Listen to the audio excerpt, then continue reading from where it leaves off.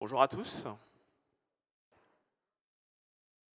Donc, après la table ronde qui s'est tenue sur comment mêler l'innovation avec la relève des grands défis réglementaires, aujourd'hui, donc, on a la chance d'avoir Manon Anglade, Jean Méplon, Julien Dumez pour traiter le sujet de l'amélioration de la prise de décision en conformité réglementaire grâce à l'innovation technologique. Donc, c'est un sujet qui est central, incontournable pour les institutions financières. Et aujourd'hui, nous allons explorer ensemble comment cette innovation technologique peut améliorer la qualité. Ça a été évoqué tout à l'heure et rappelé longuement, mais également des enjeux de rapidité. Il a été évoqué par Hubert Régnier toute la question du temps réel des décisions dans ce domaine. Donc sans plus tarder, je vais laisser la parole aux différents intervenants. Donc pour ma part, Junior Boulès, partenaire et cofondateur de Yara Associates. Donc j'aurai le rôle de maître du temps, donc je me permettrai de temps en temps, si nécessaire, soit de vous relancer ou alors décourter les temps de parole pour que chacun puisse s'exprimer. Donc je vais vous laisser la parole et vous laisser vous présenter rapidement avant que l'on rentre dans le vif du sujet. Bonjour à tous, donc Manon Anglade et donc je suis directrice France de l'Euractech qui a son groupe établi à Londres. Jean Méplon, directeur adjoint de la conformité groupe Crédit Agricole. Julien Dumez, je suis le directeur produit de Synapse, donc on est éditeur de logiciels spécialisé dans la collecte de données et les outils de gestion et d'évaluation des tiers.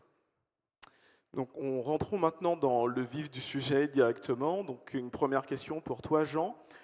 Comment tu définirais cette notion de conformité réglementaire qui, quelque part, fait ton quotidien au jour le jour? Alors, la conformité réglementaire, c'est un sujet un peu gazeux. C'est-à-dire que ça a été dit tout à l'heure, ça augmente, ça prend du volume. Mais si je veux simplifier, je dirais qu'il y a deux grands sujets. Le premier sujet, c'est celui de la sécurité financière. Le deuxième grand sujet, c'est celui de la protection des clients, la protection de la clientèle. Dans le premier, on retrouve tout ce qui va concerner les sanctions internationales, donc toute la géopolitique, la Russie, etc. La lutte contre le blanchiment, la lutte contre le financement du terrorisme et la lutte contre la fraude. Et parfois, il y a des sujets qui relient tout ça en même temps.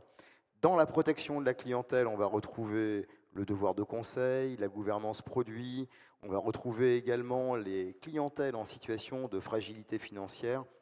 Voilà, tous ces sujets-là. Et puis, il y a pas mal de sujets annexes aussi. J'en cite quelques-uns comme ça, en matière, par exemple, de conformité financière.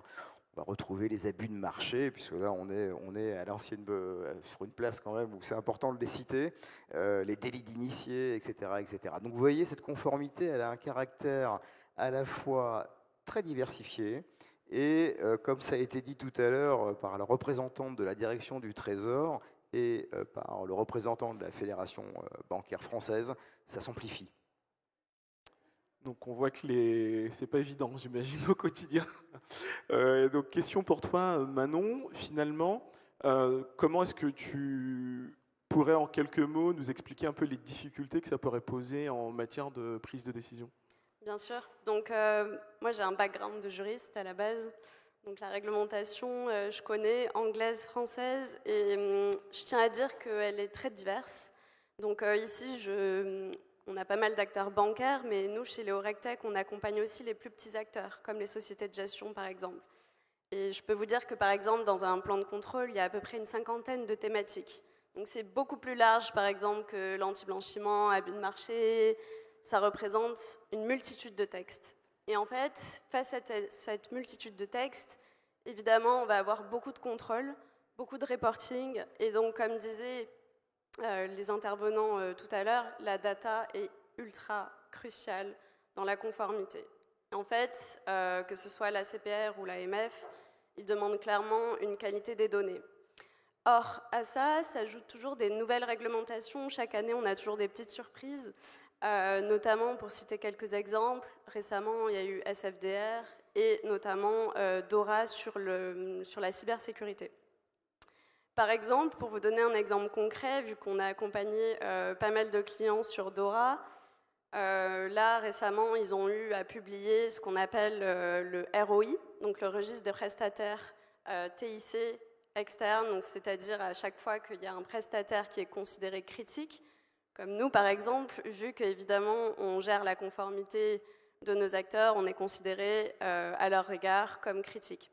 Typiquement, c'était un tableau Excel qui a été rempli par l'ECB, donc la Banque Centrale Européenne, et pour nos acteurs qui sont complètement différents, donc des sociétés de gestion, le Excel était énorme. Et en fait, on considère que c'était complètement disproportionné. Et c'est là, en fait, que je pense qu'il faut un travail de lobbying important, notamment parce que je pense que les régulateurs ont juste pris le tableau Excel un peu tel quel, et après, charge aux acteurs du service financier de se débrouiller avec. Donc quand on est une grosse banque, voilà, c'est complexe, mais on a quand même les budgets, on a quand même les moyens humains pour se débrouiller avec ça. Quand on est une plus petite société, comme une société de gestion, c'est plus compliqué. Donc du coup, ça demande des coûts. On fait appel à des cabinets de conseil tiers. Et en plus de ça, pour citer un dernier exemple sur le sujet, par exemple, le format Excel est en XBRL et ça demande de l'exporter sous ce format-là. Ça coûte 3 000 € pour convertir le template au format XBRL. Donc encore une fois, pour une banque, ça peut aller. Pour un plus petit acteur, c'est un peu plus compliqué. Donc ça souligne un peu toute la complexité en fait, du tsunami réglementaire, et chaque année viennent s'ajouter des normes. Un exemple, c'est que depuis que j'ai commencé le droit, je pense que les codes n'ont pas arrêté de grossir. Je pense qu'à peu près, depuis 2015, il y a eu 30% en plus sur chaque code. Donc ça souligne un peu la multitude réglementaire et toute la complexité de ce métier. Merci Manon pour ces éclaircissements sur ces difficultés. Je vais me retourner vers toi de nouveau, Jean, pour justement parler de la manière dont finalement on va passer d'une masse de données, de règles complexes. Manon a parlé de tsunami réglementaire. Tu as également évoqué la data, ça a été dit par les précédents intervenants. On a parlé également d'enjeux de proportionnalité, de temps réel. Et comment est-ce que l'on fait dans cet océan de sujets, d'enjeux, de difficultés, de règles, à passer justement de cette masse vers une information claire et actionnable au quotidien? Oui, alors c'est d'autant plus important que je ne veux pas en rajouter, parce que là, on est centré sur le réglementaire, mais quand même, partageons ensemble que la complexité ne vient pas que de la réglementation. La complexité de notre monde, elle vient aussi d'enjeux qui arrivent de plus en plus fortement. J'en prends un qui nous touche particulièrement, le climat et l'environnement. Ça fait partie des enjeux qu'il faut prendre en compte aujourd'hui dans les prises de décision. Je ne dis pas qu'on ne le faisait pas il y a 15 ans. On le faisait moins. On se préoccupait moins de mon financement, finalement, il va avoir quel impact sur la société, etc. Alors je sais que tout ça est un peu remis en question outre-Atlantique, n'est-ce pas? Mais voilà, ça reste quelque chose de très puissant. Donc on est dans un monde, et c'est comme ça, qui se complexifie. Et la réglementation est une source de complexité encore en plus, quoi. Et c'est là où il faut vraiment, du coup, effectivement, avoir une approche par les risques. Une approche par les risques. Ça a été dit tout à l'heure par Dominique Rouquayrol de la FBF. C'est comment on a ce discernement qui fait que, par rapport à un projet réglementaire, on va regarder l'esprit. Et on peut discuter avec les autorités, justement, pour dire « Attention, là, on n'est pas au cœur du réacteur. Est-ce que c'est bien nécessaire d'aller jusque-là? Est-ce que, finalement, le mieux n'est pas l'ennemi du bien ?» Vous voyez ce que je veux dire? Voilà. Au niveau d'une entreprise, une société de gestion, d'une banque, etc., le raisonnement, c'est « Est-ce que je dois à chaque fois avoir ceinture et bretelles ?» Alors, comment faire pour travailler ça? Il faut avoir un très bon positionnement de la fonction conformité, c'est-à-dire un positionnement qui est proche de celui de la direction générale.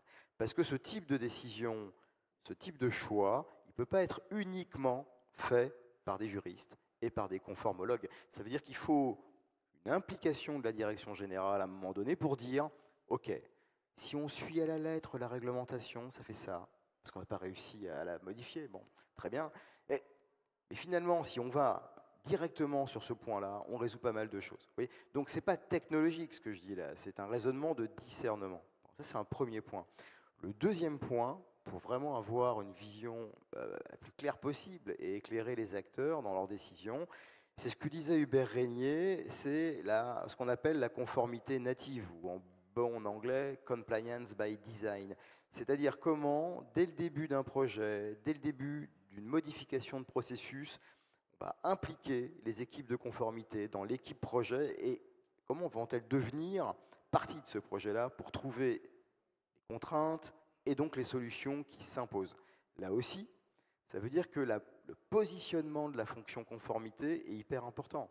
S'il n'est pas suffisamment élevé et suffisamment central, eh bien, la conformité native ne peut pas être possible. Donc c'est ça aussi l'enjeu. Troisième dimension, et après je m'arrêterai là pour répondre à ta question, c'est véritablement l'innovation. Vraiment, il y a beaucoup d'innovation qui est sur la table aujourd'hui.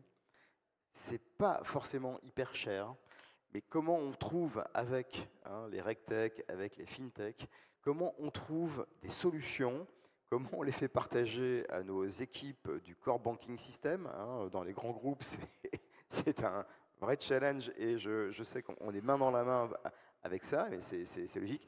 Comment on trouve des solutions pour justement simplifier, mettre ça dans les processus, fluidifier, automatiser et in fine simplifier les prises de décision. Merci Jean pour ce panorama et merci Manon également à tous les deux d'avoir quelque part posé le débat. Je vais me tourner vers toi Julien. Manon et Jean ont évoqué donc, tous les enjeux de simplification. Quelle est ta vision sur le sujet et comment finalement chez Synapse vous adressez cette problématique avec les enjeux de productivité, j'imagine que ça comporte? Oui, la productivité, c'est un enjeu majeur. On voit que en fait, il y a plusieurs étages. La direction de la conformité, donc on a dit que la simplification pouvait venir d'un lobbying auprès des institutions pour être plus pragmatique, etc. Donc ça, c'est une chose essentielle, évidemment. Mais après, une fois que les règles sont là, la technologie, je te rejoins, Jean, peut aider à simplifier, à automatiser, etc., à systématiser. Et là-dessus, donc les équipes conformité, globalement, se disent, moi, je définis des process, je gère les cas complexes, et après, je délègue à la première ligne toutes les actions, disons, simples, de collecte, d'analyse, de traitement des cas simples. Et le problème, c'est que ces premières lignes, ce n'est pas leur métier. Et c'est compliqué. Il y a beaucoup de données, savoir que dans telle situation, il vaut mieux aller chercher l'information à l'INPI parce que c'est fiable, mais attention, parce que dans tel cas, il vaut mieux aller chercher un cabis à Infogreffe, ou je ne sais pas, enfin, ça peut être hyper variable. Enfin, ce n'est pas du tout le métier des premières lignes. Et pourtant, elles sont propriétaires de leur risque, vu que c'est elles qui le créent. Exactement. Donc c'est là qu'il y a un gros sujet d'automatisation, de productivisation. Des outils comme ce qu'on propose nous, mais évidemment d'autres, permettent d'aller chercher la bonne donnée au bon endroit et au bon coût, parce qu'on n'en a pas parlé, mais dans la productivité, il y a la manière dont les personnes peuvent sortir un maximum de dossiers par heure, mais aussi à quel coût ils le sortent.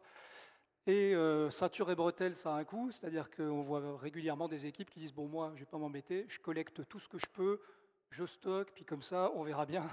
Ben ça a un coût énorme et en faisant attention à... Juste pour bien préciser le point, quand tu parles de coûts, est-ce que tu as des exemples extraits de quelques abacs, par exemple, sur un ou deux cas?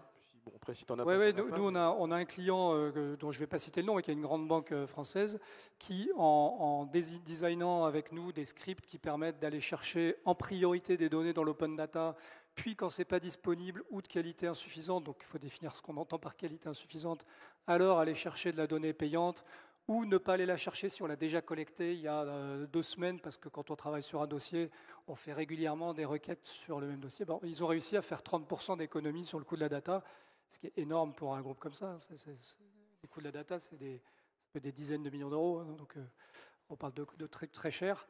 Voilà, donc ça, c'est de la productivité. Et les premières lignes, il faut les aider en automatisant tous ces choix. Ça permet d'alléger leur travail, mais aussi de systématiser les contrôles. Et puis, voilà, bon, donc ça, c'est vraiment le truc essentiel sur la première ligne.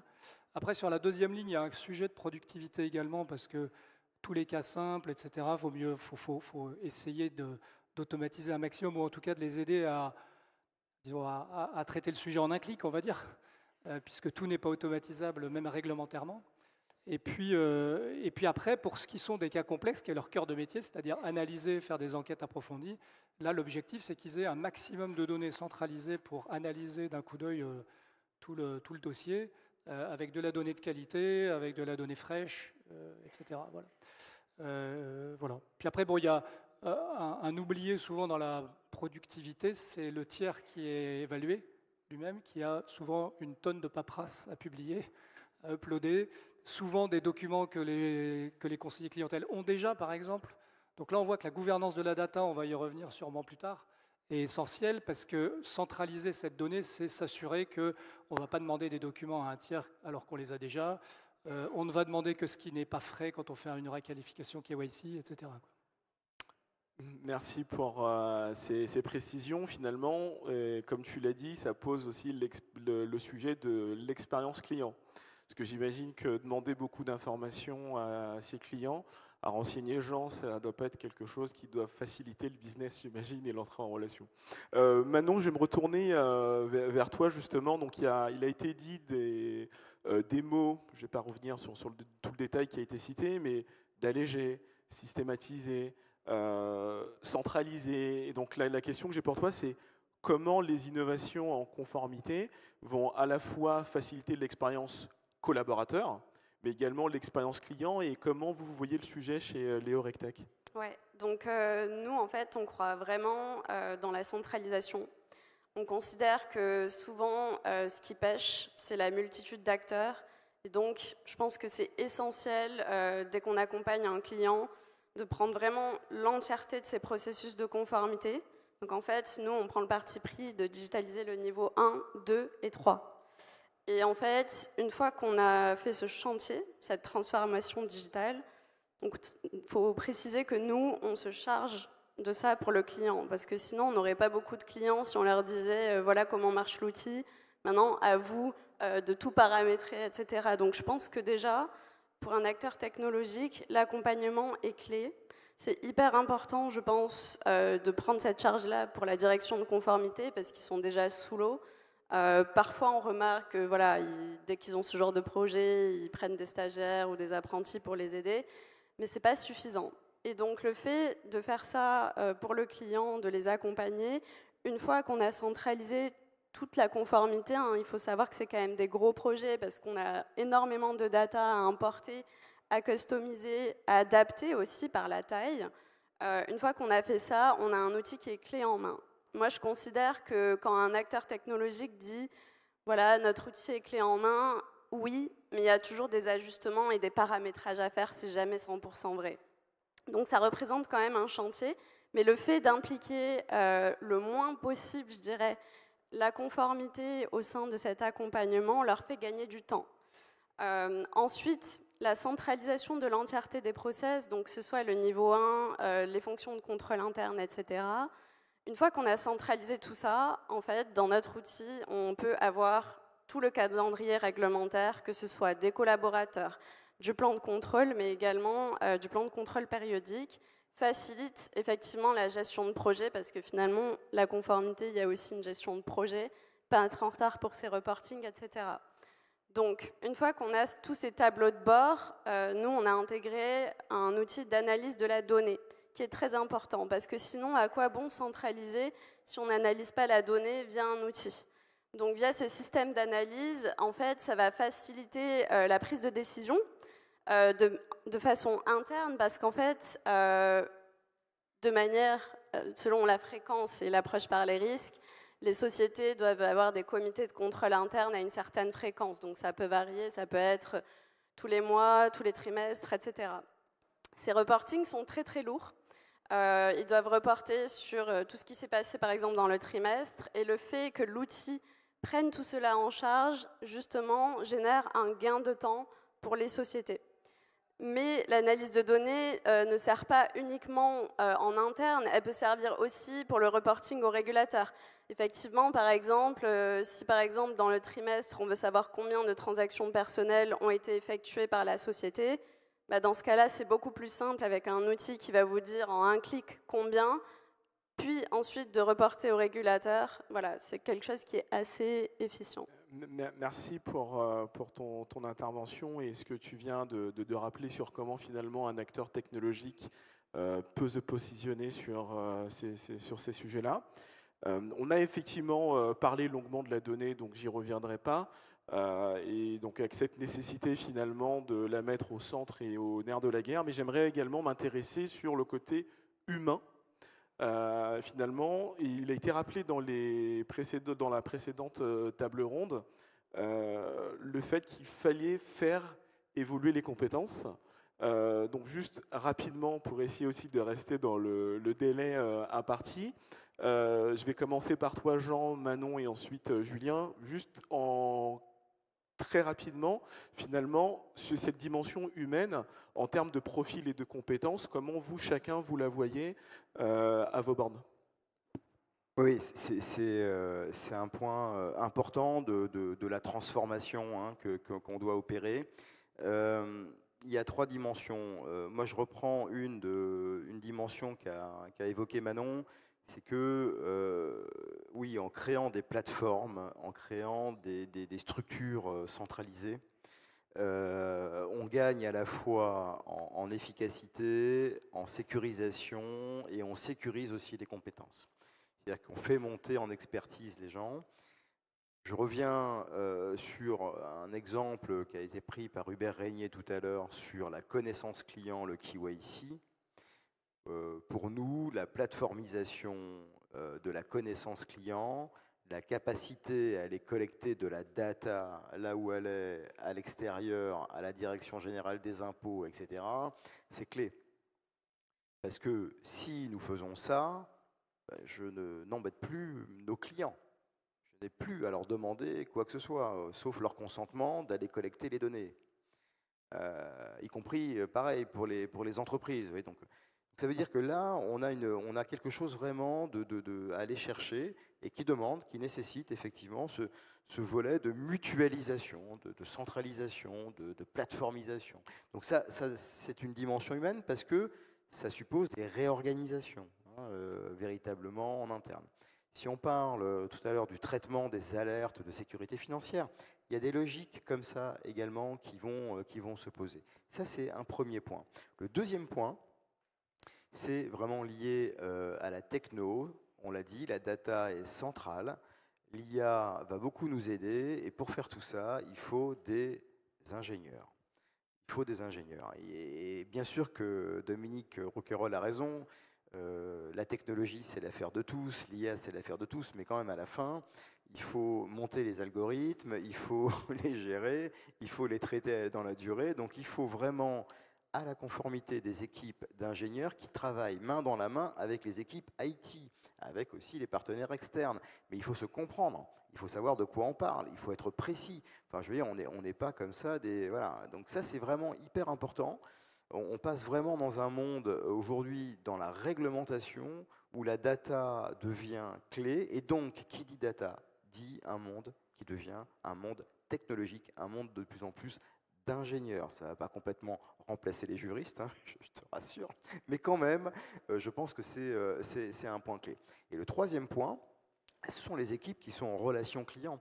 C'est-à-dire que là, il faut aussi les accompagner parce que mettre en place des modèles, mettre en place des simplifications, etc., encore faut-il que les équipes en relation avec les clients les comprennent et que ce ne soit pas des boîtes noires, qu'on puisse aussi leur expliquer de façon pédagogique, et c'est là où la technologie est l'affaire de tous, je suis d'accord, comment ça fonctionne, qu'est-ce qui se passe, quelles sont les limites, qu'est-ce qu'on attend d'eux, en termes notamment, et j'y reviens, de prise de décision. Merci. Question pour toi, pareil, Julien, en quelques mots. Vous, quel type de profil vous allez également chercher sur ce sujet humain et de compétences? C'est pas un sujet facile pour nous, éditeurs, hein, parce qu'on aurait besoin, dans mon équipe, je rêverais d'avoir des product managers qui ont cette expérience de product manager et qui sont sensibles à la conformité. Bon, ça court pas les rues, donc c'est pas évident. Donc il y a cette courbe d'apprentissage. Donc j'ai des gens de mon équipe qui sont dans cette salle qui écoutent aussi les problématiques de nos clients, des régulateurs, etc. Et puis c'est important aussi que les développeurs comprennent les enjeux conformité et pas uniquement les enjeux technologiques. Donc nous, on a un challenge là-dessus qui est intéressant. Et si je reviens sur l'aspect humain, je pense que c'est important que je constate chez des clients à moi, pas tous, mais j'ai trouvé des initiatives assez intéressantes où les équipes conformité déléguaient du personnel, des compliance officers au sein des équipes opérationnelles, chez les acheteurs, dans les directions commerciales, pour s'imprégner aussi des processus et des contraintes des premières lignes. Et ça, j'ai trouvé que c'était très intéressant à noter. Manon, même question, et je vais un peu la customiser. Comment t'es passé de juriste à patronne du commercial? Question. C'est vrai que ça court pas les rues. Donc, déjà, mon parcours, il est un peu atypique parce que j'ai commencé à Londres. Et donc, j'ai fait du conseil en conformité suite à mes études juridiques. J'ai dû transformer mes diplômes juridiques en common law. Donc, c'est tout un parcours du combattant. Et en fait, on a toujours eu une technologie via ce cabinet de conseil, vu que notre associé fondateur croit vraiment dans la technologie. Il déteste les tâches répétitives. Et il faut noter que quand on est conseil, tout comme quand on travaille dans la conformité, au sein d'une banque ou d'une société de gestion, en fait, on a aussi des tâches redondantes. C'est-à-dire, quand on doit faire je ne sais pas combien de contrôles pour ses clients, en fait, les contrôles, c'est toujours les mêmes. C'est toujours des points de contrôle qui sont répétitifs. Et donc, d'où l'idée d'avoir une technologie, parce que la réglementation change, il faut la veiller, mais c'est hyper important, en fait, de l'automatiser un minimum. Alors, je ne dis pas que ça va être 100% automatisable, mais du moins, il y a quand même une bonne partie qui est possible. Répétitivité. Exactement. Et donc, en fait, pour juste clôturer sur mon parcours, donc en fait, vu qu'on avait cette technologie, on a fait complètement un shift parce que notre fondateur croit vraiment dans la technologie et c'est vrai que le métier de conseil, il y a un aspect humain qui est forcément important et je pense qu'il en avait marre de gérer de l'humain, il voulait se concentrer sur la technologie. Donc finalement, je synthétiserais ça par le fait, dans l'usage même de l'outil, quelque part, on transforme les métiers vers la technologie, si je comprends bien, en leur simplifiant la vie, tant dans leur expérience collaborateur, mais également dans le cadre de la relation client. En 1 minute chacun, si vous pouvez juste me prendre un retour d'expérience d'une problématique rencontrée justement, forcément en lien avec le thème de notre intervention, et difficultés que ça a posées, et finalement, voilà, comment vous en êtes sortis. Voilà, juste pour moi, je pense pour l'assistance, que chacun puisse repartir avec quelques idées, parce que bon, beaucoup d'entre eux en fait ont les mêmes problèmes, j'imagine, au quotidien. Je ne sais pas qui veut prendre. Vas-y. Oui, je peux commencer. Donc je peux citer le cas d'un de nos clients bancaires qui avait un processus de remédiation KYC régulier avec un questionnaire de mise à jour des bénéficiaires effectifs déclaratifs par le client. Donc c'était à la fois lourd pour les clients, c'était à la fois... Et puis ça manquait de réactivité parce que si c'est un processus de remédiation tous les 3 ans, tous les 5 ans, s'il y a des changements entre-temps, on n'est pas au courant et il peut y avoir des changements qui sont un peu embêtants en termes de LCBFT, par exemple. Et donc, on a mis en place avec eux un processus de veille du registre des bénéficiaires effectifs de l'INPI avec des alertes automatiques. Donc, ça a été un projet finalement pas si compliqué que ça à mettre en œuvre dans les principes. Par contre, la mise en œuvre opérationnelle pour mettre à jour les bonnes bases de données au bon moment dans le SI, ça a été un projet assez complexe finalement d'intégration. Voilà, donc c'est un exemple d'automatisation qui simplifie le travail des premières lignes, des clients et qui sécurise la direction de la conformité puisqu'elle est alertée dès que le registre est mis à jour, et puis on peut lancer automatiquement les screenings du nouveau bénéficiaire effectif pour voir s'il y a un quelconque problème. Donc finalement, c'est répondre à la question de la mise à jour des bénéficiaires effectifs, c'est un projet d'intégration et de mise à jour de base de données. Voilà. Absolument. Jean? Et je confirme, juste pour le groupe Crédit Agricole, en France uniquement, la mise à jour de la connaissance client, c'est une entreprise de 2000 personnes qui travaillent tous les jours sur le sujet. Bon, donc c'est vous dire les enjeux qu'il y a là-dessus, et ce type de projet d'open data est complètement clé, hein, vraiment. Moi, je vais prendre donc du coup un exemple sur la sécurité financière. Donc là, je m'intéresse à la fonction conformité. Il faut que vous sachiez que dans les banques, 50% des effectifs de la conformité, c'est de la sécurité financière à peu près. Hein. Donc si on veut vraiment jouer de la productivité, c'est là où il faut aller. Donc, mis à part les sujets de centralisation, de systèmes data-centriques hein, dont je parlais tout à l'heure et qu'on a eu l'occasion de monter au Crédit Agricole, etc., aujourd'hui, on travaille beaucoup sur, par exemple, vous savez, on crée des alertes. Donc, il y a des alertes qui sont des bonnes alertes, il y a des alertes qui sont des fausses alertes. C'est ce qu'on appelle du black marketing, on ne tombe pas toujours bien. Sur les fausses alertes, en fait, ce qu'on fait, c'est qu'on utilise de l'IA générative, hein, tout simplement, pour générer des rapports, pour clôturer ces alertes-là, qui finalement sont très vite évaluées comme n'étant pas à valeur ajoutée. Et donc, on fait économiser sur la clôture d'une alerte à peu près 80% hein, du temps un analyste. En plus, 80% de temps qui a zéro valeur ajoutée. Sinon, il faut produire une piste d'audit, évidemment, au cas où on a une inspection de la CPR, etc. Donc voilà, ce type d'exemple très concret, c'est pas hyper compliqué à mettre en place, hein, mais ça, vraiment, ça peut faciliter la vie au quotidien, et surtout, ça permet de se concentrer sur les vraies tâches à valeur ajoutée.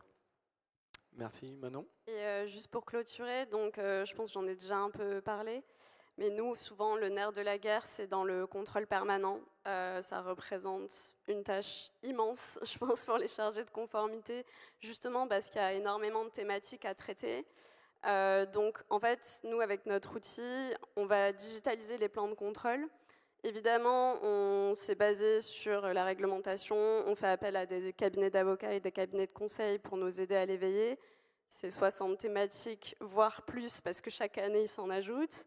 Et après, en fait, une fois qu'on a défini la stratégie, donc c'est-à-dire notamment si je suis une SGP, que je fais du private equity, de l'immobilier ou de la gestion traditionnelle, il suffit de sélectionner, de cocher les cases de sa grille d'agrément et ça vient sélectionner les bonnes fiches de contrôle. Ces fiches de contrôle, vous avez déjà la trame et en fait, il suffit de cliquer sur des cases, le texte est pré-rédigé, nos clients ont la main sur la trame. Et après, une fois que vous avez fait ça, vous avez tout ce qui est suivi des recommandations. Parce qu'évidemment, dans un plan de contrôle, rien n'est jamais parfait, sinon il y a un petit problème. Donc souvent, il y a des anomalies. Ces anomalies sont traitées dans un outil de suivi des recommandations, assigné aux personnes responsables, que ce soit de niveau 1, de niveau 2. Et tout ça est automatiquement mis à jour dans l'outil de plan de contrôle, c'est-à-dire que lorsqu'un client finalise une fiche de contrôle, vous avez automatiquement des KPIs et des statistiques sur à quel pourcentage j'en suis de mon plan de contrôle et toute la data que vous avez besoin pour le reporting au board. Donc du coup, ça facilite extrêmement la tâche dans la direction de la conformité, dans leurs équipes, mais surtout du management, parce que eux aussi, ils sont quand même responsables de la conformité. Quand il y a un pépin, en général, on vient les chercher. Donc du coup, c'est hyper important pour eux d'avoir un suivi en temps réel. Et je dirais qu'avoir un outil, ça crée aussi de la transparence. Parce que souvent, la conformité, c'est quand même un milieu qui est assez opaque. On entend souvent dire, on ne sait pas trop ce qu'ils font des petits rapports, ils font des tests. Le fait de l'ouvrir à un outil, on peut dire à la direction, voilà ce que j'ai fait pendant le trimestre, tu peux aller voir. Donc ça facilite un peu, je dirais, le côté ingrat opérationnel des acteurs en fait, de la conformité. Et surtout, ça implique le management qui est quand même responsable en cas de défaut et de sanctions. Donc finalement, là, dans ce qui a été partagé dans ces cas pratiques, il y a des sujets d'orchestration, finalement, de workflow. Il y a des sujets justement de s'appuyer sur l'innovation pour régler et traiter tout ce qui a peu de valeur ajoutée. On est revenu sur des fondamentaux, et ça a été bien de le rappeler, Julien, sur la nécessité aussi, c'est des projets d'intégration, et si ça, c'est pas fait, à la fin, ça ne marchera pas. mieux, indépendamment de toute la technologie qui a été utilisée. Finalement, pour conclure notre table ronde et laisser la place à la table ronde suivante, en un mot, si vous pouvez me donner un enseignement clé, voilà, une recommandation avec laquelle chacun va pouvoir sortir de la table ronde sur la thématique d'aujourd'hui. Qu'est-ce que vous pourrez nous dire, là, juste en une ou deux phrases? Moi, je retiens beaucoup l'humain, que ce soit dans la gouvernance de la data, dans la formation, dans la prise en compte des contraintes des autres équipes. Voilà, donc je pense que l'humain, c'est la clé avec l'innovation et la technologie, mais pour moi, ça vient en second. Derrière l'humain, la techno, c'est au service des process, des humains, de la simplification, de l'automatisation. Et puis un petit peu de lobbying aussi, pour simplifier. Jean? Oui, là, moi je reviens sur le point racine, pour moi c'est la donnée, l'information, la donnée. Ça a toujours été de tout temps dans notre histoire le point qui a donné un effet de levier. Depuis Marathon, il a couru 42 km, il a donné l'information, il en est mort, et puis la guerre a été gagnée par Sparte. Bon, je veux dire, la donnée, c'est vraiment quelque chose de clé. Et donc, après, il y a eu l'imprimerie, tout ça, je ne refais pas l'histoire, mais ça reste toujours ça. Et aujourd'hui, on a une formidable accélération. On a des moyens sur la table qu'on n'a jamais eu avant. Donc il faut vraiment, je trouve, profiter de cette opportunité-là et repenser vraiment, je trouve, nos organisations, nos façons de travailler, raisonner un peu à l'envers. C'est-à-dire dire, voilà, si j'ai la donnée, qu'est-ce que je peux faire? Moi, j'étais moi-même époustouflé de ce qu'on pouvait faire. Je n'y croyais pas au début. Et honnêtement, c'est vraiment, je trouve, un facteur de transformation majeur. Alors moi, je dirais surtout la centralisation, parce que si la donnée est éparpillée, on ne peut rien en faire. Et donc du coup, une fois qu'on a centralisé, on peut du coup analyser, faire des meilleurs reporting en interne ou en externe. Je dirais que c'est surtout ça.